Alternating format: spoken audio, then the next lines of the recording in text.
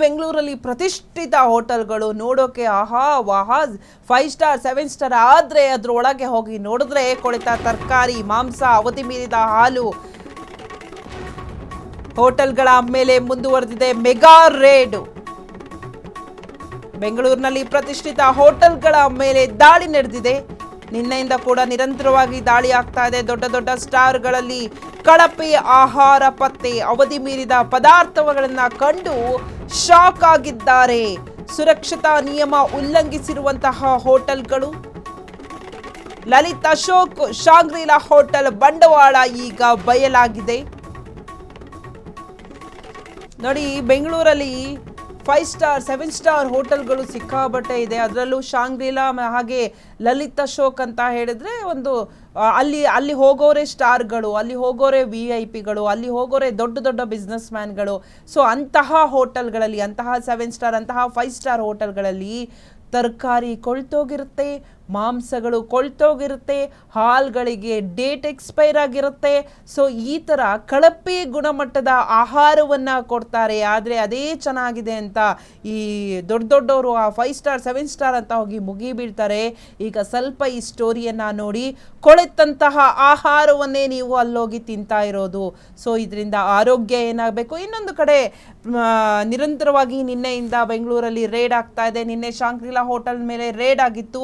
ಅಲ್ಲೂ ಕೂಡ ಇದೇ ಕಳಪೆ ಗುಣಮಟ್ಟದ ಆಹಾರಗಳು ಸಿಕ್ಕಿದ್ದು, ಕಳಪೆ ಗುಣಮಟ್ಟದ ಏನು ಒಂದಷ್ಟು ತರಕಾರಿಗಳಾಗಿರ್ಬೋದು, ಆಹಾರ ಸಾಮಗ್ರಿಗಳು ಸಿಕ್ಕಿದ್ದು.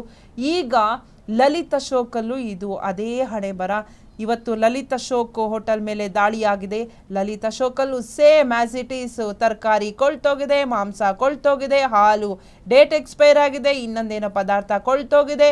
ಸೊ ಒಳ್ಳೆಯ ಗುಣಮಟ್ಟದ ಆಹಾರ ಅಲ್ಲಿ ಸಿಗ್ತಾ ಇಲ್ಲ. ನೋಡೋಕೆ ಚಂದವಾಗಿ ಅಂದವಾಗಿದ್ರೆ ಒಳಗೆ ಕೊಳೆತು ನಾರ್ತಾ ಇದೆ ಈ ಹೋಟೆಲ್ಗಳಲ್ಲಿ.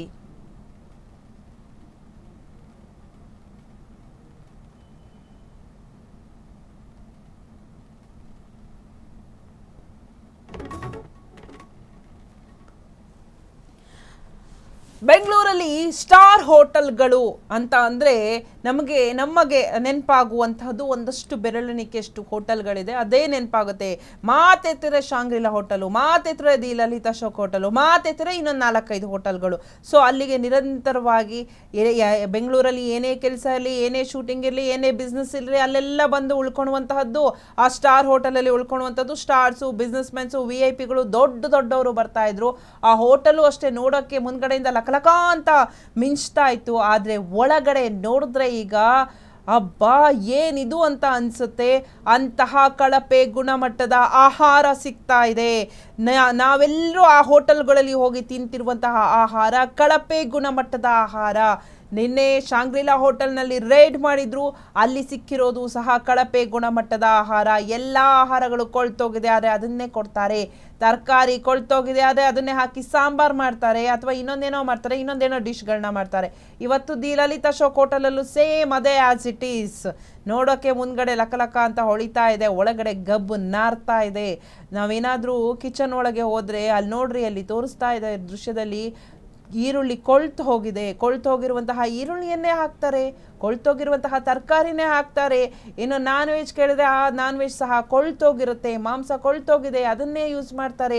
ಕಾಫಿ, ಟೀ, ಹಾಲು ಡೇಟ್ ಎಕ್ಸ್ಪೈರ್ ಆಗಿರುತ್ತೆ, ಯಾವಾಗನೋ ತಂದಿರ್ತಾರೆ, ಯಾವಾಗನೋ ಮಾಡ್ತಾರೆ. ಏನಿದು ಸ್ಟಾರ್ ಹೋಟೆಲ್ಗಳಲ್ಲಿ ಈ ಥರ ಕತೆ ಆದರೆ, ಅದೇ ಯಾವುದೋ ಚಿಕ್ಕ ಹೋಟೆಲ್ಗಳಲ್ಲಾಗಿದ್ರೆ ದೊಡ್ಡದಾಗಿ ಮಾಡ್ತಾ ಇದ್ರು. ಆದರೆ ಇವತ್ತು ದೊಡ್ಡ ಹೋಟೆಲಲ್ಲೇ ಆಗಿರುವಂಥದ್ದು ಇದು.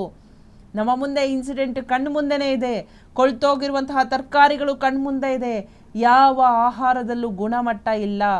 ಹೇಳ್ಕೊಳಕ್ಕೆ ಪ್ರತಿಷ್ಠಿತ hotel, 5 star hotel, 7 star hotel, ಅದು ದುಡ್ಡು ಕೇಳಿದ್ರೆ ಅಬ್ಬಬ್ಬಬ್ಬಬ್ಬಬ್ಬಾ, ಆದರೆ ಆಹಾರ ಕೇಳಿದ್ರೆ ಏನ್ರಿ ಇದು ಕತೆ? ಇದ್ರ ಬಗ್ಗೆ ಹೆಚ್ಚಿನ ಡೀಟೇಲ್ಸ್ ಕೊಡ್ತಾರೆ ನಮ್ಮ ಕರೆಸ್ಪಾಂಡೆಂಟ್ ಆದಂತಹ ದೀಪಾ ಫೋನ್ ಮೂಲಕ. ಎಸ್ ದೀಪಾ, ಬೆಂಗಳೂರಲ್ಲಿ ಹೇಳ್ಕೊಳಕ್ಕೆ ಪ್ರತಿಷ್ಠಿತ ಹೋಟೆಲ್ಗಳು, ಆದರೆ ಆಹಾರಗಳಲ್ಲಿ ಪ್ರತಿಷ್ಠಿತ ಇಲ್ಲ. ಕಳಪೆ ಗುಣಮಟ್ಟದ ಆಹಾರ ಸಿಗ್ತಾ ಇದೆ. ನಿನ್ನೆಯಿಂದ ನಿರಂತರವಾಗಿ ರೇಡ್ ಆಗ್ತಾ ಇದೆ. ಶಾಂಗ್ರಿಲಾ ಆಯಿತು, ದಿ ಲಲಿತ್ ಅಶೋಕ್ ಆಯಿತು. ಮುಂದಿನ ಸರದಿ ಯಾವ ಹೋಟೆಲ್ಲು, ಯಾಕೆ ಈ ಥರ 5 ಸ್ಟಾರ್ 7 ಸ್ಟಾರ್ ಹೋಟೆಲ್ಗಳಲ್ಲಿ ಈ ಥರ ಆಗುತ್ತೆ, ಕಳಪೆ ಗುಣಮಟ್ಟದ ಆಹಾರ ಸಿಗುತ್ತೆ ಅಂತ ದೀಪಾ? ಎಸ್ ಶಿಲ್ಪ, ಏನು ಈಗಾಗಲೇ ಬೆಂಗಳೂರಿನ ಪ್ರತಿಷ್ಠಿತ ಹೋಟೆಲ್ಗಳ ಮೇಲೆ ಆಹಾರ ಸುರಕ್ಷತಾ ಇಲಾಖೆ ಅಧಿಕಾರಿಗಳು ಮೆಗಾ ರೇಡ್ ಅನ್ನ ನಡೆಸಿದ್ದಾರೆ ಅಂತಾನೆ ಹೇಳ್ಬೋದು. ಒಟ್ಟು 26 ಹೋಟೆಲ್ಗಳ ಮೇಲೆ ಏಕಕಾಲದಲ್ಲಿ ದಾಳಿಯನ್ನ ನಡೆಸಿ ಆಹಾರ ಪದಾರ್ಥಗಳ ಗುಣಮಟ್ಟ ಮತ್ತೆ ಸಂಗ್ರಹಣೆ ಹಾಗೆ ಸ್ವಚ್ಛತೆಯನ್ನ ಪರಿಶೀಲನೆ ಮಾಡಿದ್ದಾರೆ. ಈಗಾಗಲೇ ವೈಟ್ ಫೀಲ್ಡ್, ಮಡಿವಾಳ, ಎಲೆಕ್ಟ್ರಾನಿಕ್ ಸಿಟಿ, ಬ್ರಿಗೇಡ್ ರಸ್ತೆ ಸೇರಿದಂತೆ ಬೆಂಗಳೂರಿನ ವಿವಿಧ ಭಾಗಗಳಲ್ಲಿ ಅಧಿಕಾರಿಗಳು ದಾಳಿಯನ್ನ ನಡೆಸ್ತಾ ಇರುವಂತದ್ದು.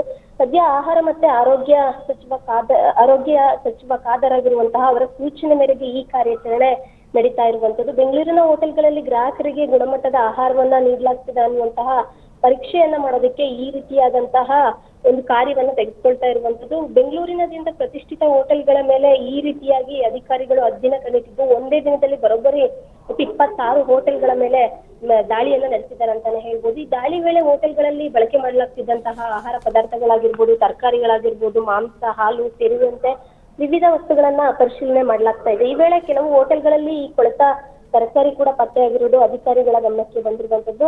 ತರಕಾರಿಗಳಷ್ಟೇ ಅಲ್ಲ, ಮಾಂಸವನ್ನು ಕೂಡ ಸರಿಯಾದ ರೀತಿಯಲ್ಲಿ ಸಂಗ್ರಹಿಸಿ ಇಟ್ಟಿಲ್ಲ ಅನ್ನುವಂಥದ್ದು ಕೂಡ ಅಲ್ಲಿ ಕಂಡು ಬರ್ತಾ ಇರುವಂತದ್ದು. ಇನ್ನ ಮತ್ತೊಂದು ಶಾಕಿಂಗ್ ವಿಚಾರ ಅಂದ್ರೆ ಅವಧಿ ಮೀರಿದ ಹಾಲು ಕೂಡ ಅಲ್ಲಿ ಪತ್ತೆಯಾಗಿರುವಂತದ್ದು. ಗ್ರಾಹಕರಿಗೆ ನೀಡುವಂತಹ ಆಹಾರ ಗುಣಮಟ್ಟದಲ್ಲಿ ಯಾವುದೇ ರೀತಿಯ ರಾಜಿ ಮಾಡಿಕೊಳ್ಬಾರ್ದು ಅನ್ನೋ ನಿಯಮ ಇದ್ರೂ ಕೂಡ ಕೆಲವು ಹೋಟೆಲ್ಗಳಲ್ಲಿ ಆಹಾರ ಸುರಕ್ಷತೆಯ ನಿಯಮಗಳನ್ನು ಉಲ್ಲಂಘಿಸಿರೋದ್ರಿಂದ ಈ ದಾಳಿ ಕೂಡ ನಡೆದಿರುವಂತದ್ದು. ಇನ್ನ ಅಧಿಕಾರಿಗಳು ಹೋಟೆಲ್ಗಳ ಅಡಿಗೆ ಮನೆಗೆ ತೆರಳಿ ಅಥವಾ ಅಲ್ಲಿನ ನಿರ್ವಹಣೆ ಹೇಗಿದೆ, ಸಂಸ್ಕರಣೆ ಹೇಗಿದೆ, ಆಹಾರ ತರಕಾರಿಗಳದ್ದು ಎಲ್ಲವನ್ನೂ ಕೂಡ ವೀಕ್ಷಣೆಯನ್ನ ಮಾಡ್ತಾ ಇರುವಂತದ್ದು. ಈ ಹಿಂದೆ ಬೆಂಗಳೂರಿನ ಪ್ರತಿಷ್ಠಿತ ಸ್ಟಾರ್ ಹೋಟೆಲ್ಗಳ ಮೇಲೆ ಆಹಾರ ಸುರಕ್ಷತೆ ಇಲಾಖೆ ಅಧಿಕಾರಿಗಳು ದಾಳಿಯನ್ನು ನಡೆಸಿದ್ದು. ಲಲಿತ್ ಅಶೋಕ್ ಹೋಟೆಲ್ ಮತ್ತೆ ಈ ಶಾಂಗ್ರಿಲಾ ಸೇರಿದಂತೆ ನಗರದ ಪ್ರಮುಖ ಹೋಟೆಲ್ಗಳಲ್ಲಿ ಅಧಿಕಾರಿಗಳು ಪರಿಶೀಲನೆಯನ್ನ ನಡೆಸಿದ್ದು. ಈ ವೇಳೆ ಆದ್ರೆ ಇದೇ ಪ್ರತಿಷ್ಠಿತ ಹೋಟೆಲ್ಗಳಲ್ಲಿ ಆಹಾರ ಪದಾರ್ಥಗಳ ಸಂಗ್ರಹಣೆ ಗುಣಮಟ್ಟದಲ್ಲಿ ಲೋಪ ಕಂಡುಬಂದಿರುವುದು ಈಗ ಸಾರ್ವಜನಿಕ ವಲಯದಲ್ಲಿ ತೀವ್ರ ಚರ್ಚೆಗೆ ಕಾರಣ ಆಗಿದೆ ಅಂತಾನೆ ಹೇಳ್ಬೋದು. ಇನ್ನು ಹೋಟೆಲ್ಗಳಲ್ಲಿ ಆಹಾರವನ್ನ ತಯಾರಿಸುವಾಗ ಅತ್ಯಂತ ಎಚ್ಚರಿಕೆಯಿಂದ ತಯಾರಿಸಬೇಕಾಗುತ್ತೆ. ಒಂದು ಪದಾರ್ಥ ಹಾಳಾಗಿದ್ರು ಕೂಡ ಅದನ್ನ ಆಹಾರ ತಯಾರಿಕೆಗೆ ಬಳಸಿದ್ರೆ ಗ್ರಾಹಕರ ಆರೋಗ್ಯದ ಮೇಲೆ ಪರಿಣಾಮ ಬೀರುವಂತಹ ಸಾಧ್ಯತೆ ಇದೆ. ಹಾಗಾಗಿ ಆಹಾರ ಸುರಕ್ಷತೆ ಇಲಾಖೆ ಅಧಿಕಾರಿಗಳು ಇದೀಗ ಹೋಟೆಲ್ಗಳ ಮೇಲೆ ನಿರಂತರ ನಿಗಾ ವಹಿಸೋದಕ್ಕೆ ಮುಂದಾಗಿದ್ದಾರೆ ಅಂತಾನೆ ಹೇಳ್ಬೋದು Shilpa. Yes, thank you Deepa ನಿಮ್ಮೆಲ್ಲ ಡೀಟೇಲ್ಸ್ಗಾಗಿ.